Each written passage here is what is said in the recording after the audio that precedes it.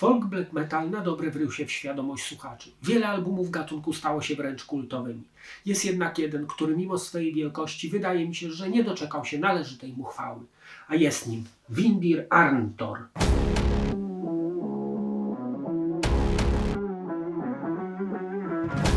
Vindir, po norwesku wojownik, zostaje założony w Norwegii w Sogndal w 1994 roku przez wokalistę oraz multiinstrumentalistę Valfara. W 1994 i 1995 rejestruje 2 dema. W 1997 ukazuje się debiut pod tytułem Soknal Darl, zaś w 1999 wychodzi kolejny pełniak Arntor.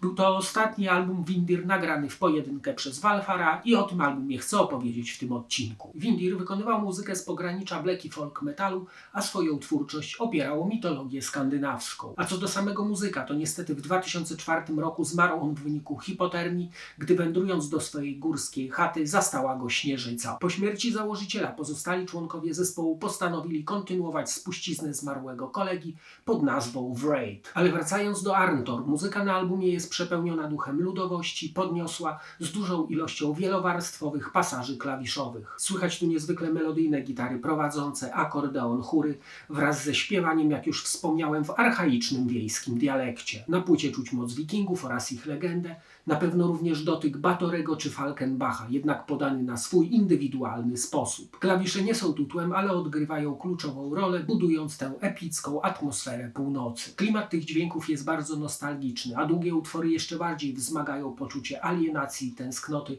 na dalekich zimowych pustkowiach. Muzyka Vindir jest złożona, pełna różnych chłodnych odcieni i barw i fantastycznych aranżacji.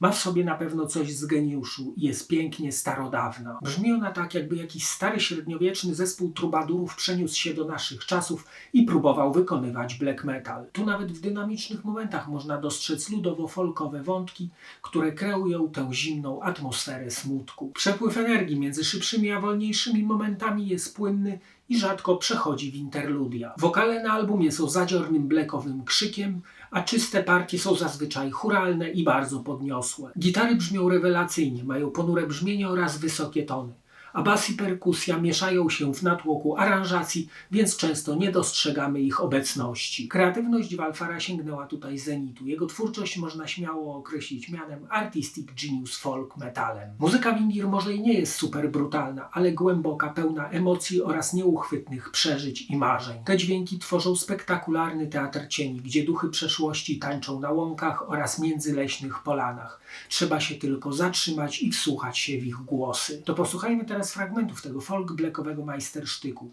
Album rozpoczyna się instrumentalnym, ludowym 3-minutowym intro Bring, w którym słychać dźwięki akordeonu, po czym wchodzi kawałek Arntorn ein Vindir. Jest on oparty na kanwie historii słynnej postaci z regionu, z którego pochodził Valfar i opowiada, jak zostać poborcą podatkowym. Blackowe tremola, wściekły wokal, chóry, gitary akustyczne oraz syntezatory przedstawiają nam historię zawartą w tekście.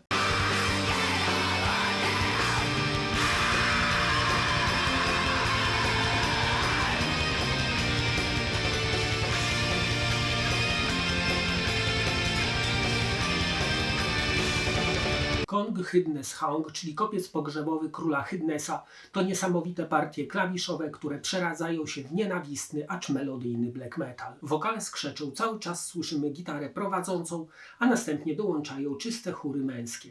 Tekst opowiada o grobie wojownika, którego naruszyli archeologowie podczas prac i teraz strach tamtędy chodzić po zmroku.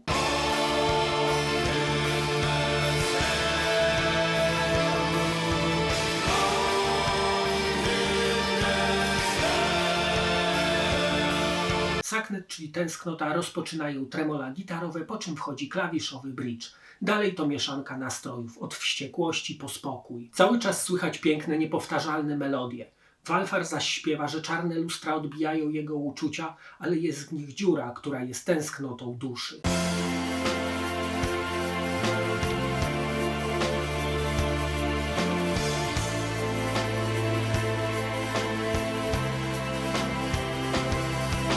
Album zamyka ending. Tu wokal jest naprawdę opętany, przemieszany z czystymi zaśpiewami. Dużo tu naleciałości folkowych, a kawałek ma budowę zwrotkową. Tekst opowiada o ludziach zamieszkujących odległe ostępy Norwegii.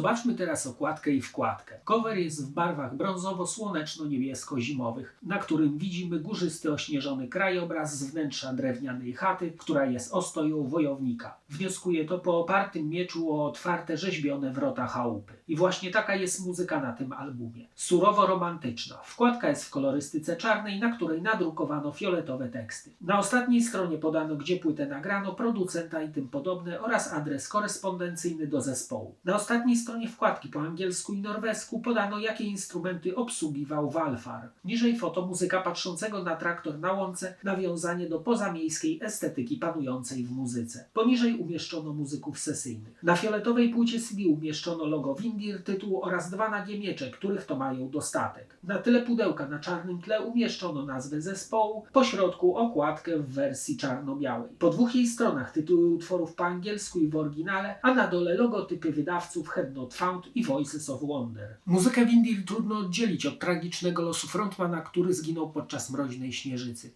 Te dźwięki zawierają całe mnóstwo pokładów lodowych norweskich krain. Kompozycje oślepiają niedotkniętym ludzką dłonią blaskiem śnieżnej bieli. To pogańskie arcydzieła. I koniec, i kropka. A teraz zapraszam do oglądania kolejnego odcinka. Cześć!